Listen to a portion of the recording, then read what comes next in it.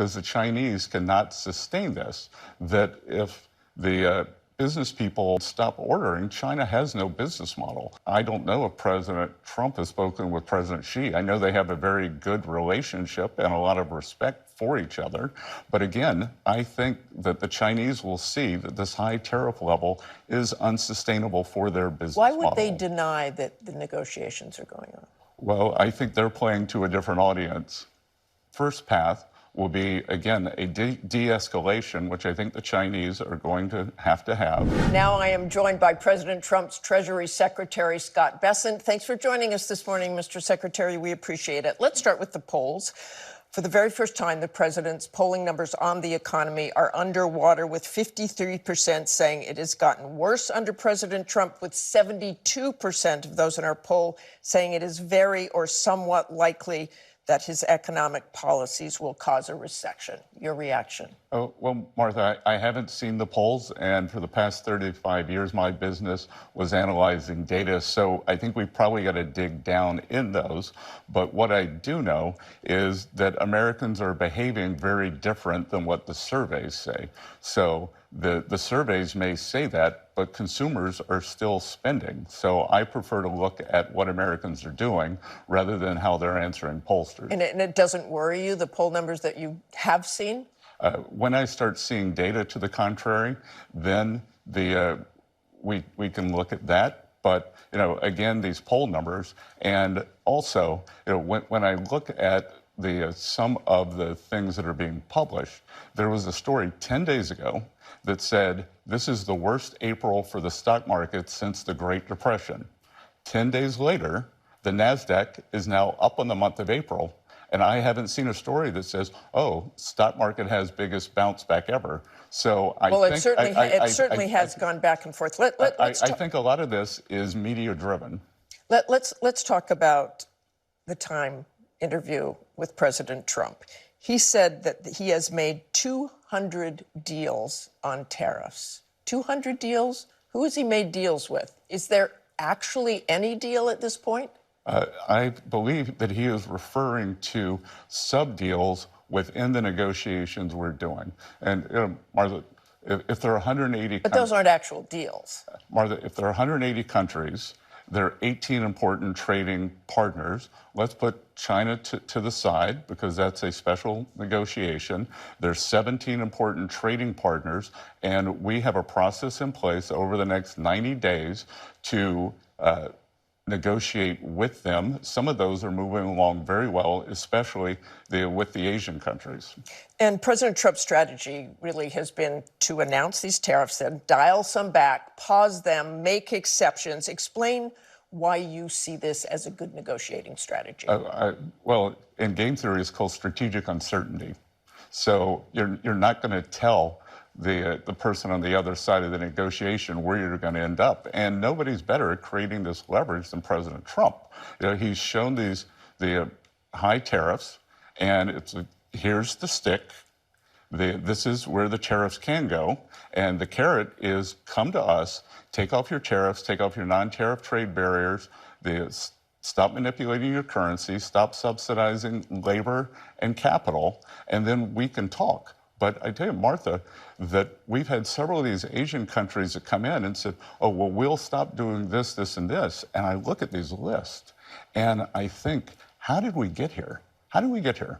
Because this trading system has been so unfair. And as President Trump says, I don't blame the countries. I blame the previous administrations that let them get away with it. But Mr. Secretary, look at what you just heard from Barton O'Brien there. The administration says it's worried about Main Street, not Wall Street. But you heard that small businessman saying his inventory in China might as well be lit on fire because already what has happened and the concern about what's happening next. How do they plan for things if they don't know what's going to happen? Well, what they know is that the China tariffs are unsustainable because the Chinese cannot sustain this. That if the business people like the gentleman you interviewed, stop ordering. China has no business model. Their business model is predicated on selling cheap, subsidized goods to the U.S.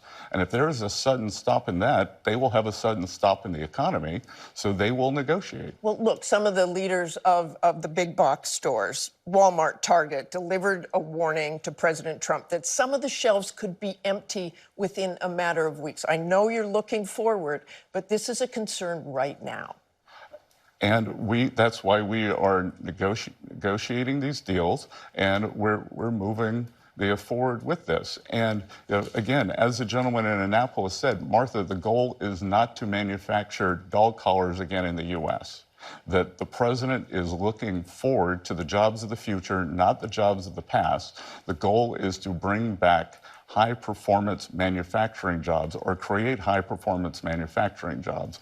Right now, How long does that take? I mean, that is such a concern. How long does it take to bring that to the U.S.? Well, is there a plan? Of course, but it's a process. Right now, the U.S. has a barbell economy.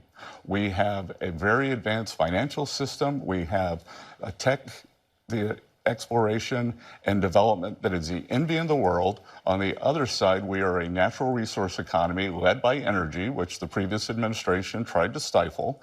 And in between is where working class Americans have lost out.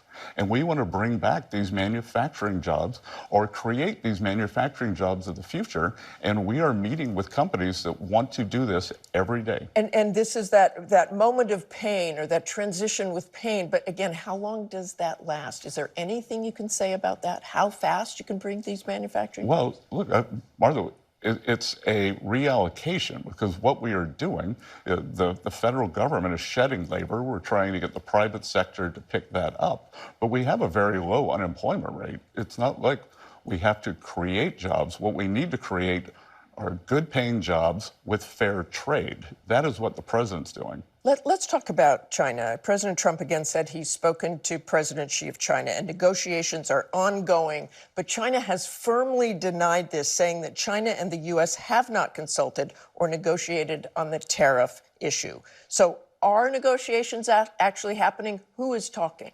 Look, this was IMF World Bank Week, the NDC, as you know, and I had interaction with my Chinese counterparts, but it was more on the traditional things like financial stability, global economic early warnings. I don't know if President Trump has spoken with President Xi. I know they have a very good relationship and a lot of respect for each other. But again, I think that the Chinese will see that this high tariff level is unsustainable for their business Why would model. they deny that the negotiations are going on? Well, I think they're playing to a different audience. So they're actually going on. There's actually things happening that the Chinese are just denying, but it's not true. That we have a process in place. And again, I just believe these Chinese tariffs are unsustainable. Okay, according to Bloomberg, you said... Because of the Chinese business model. According to Bloomberg, you said recently that a comprehensive deal between the U.S. and China could happen in 2 to 3 years. Trump said a deal will come quickly. You've heard him say that. You said obviously it was going to be a slog. So how long do you think? Well, look, I think that there is a path here. So the first path will be, again, a de-escalation, which I think the Chinese are going to have. Then I think there can be an agreement. In principle, these 17 or 18 important trade deals that we're negotiating, the actual papering of the trade deal, a trade deal can take months, but an agreement in principle and the good behavior and staying within the parameter of the deal by our trading partners can keep the tariffs from ratcheting back to the maximum level, sure. And it's very rare, I think it happened a couple of times in the 70s, for the dollars, stocks, and bonds to get hit as hard as they simultaneously did over the last few weeks. If the goal is to get countries to stand with us against China, does it worry you at all that investors seem to be losing confidence in the U.S.? Well, again, you're saying losing confidence, and I don't think that this is necessarily losing confidence. And anything, I've been in the markets for 35, 40 years, anything that happens over a 2-week, 1-month window can be either statistical noise or market noise. And we're in this for the long term. And the important thing is that we are setting the fundamentals for a strong dollar, a strong economy, strong stock market, and for investors to know that the U.S. government bond market is the safest and soundest in the world. Okay, thanks so much for joining us this morning, Mr. Secretary.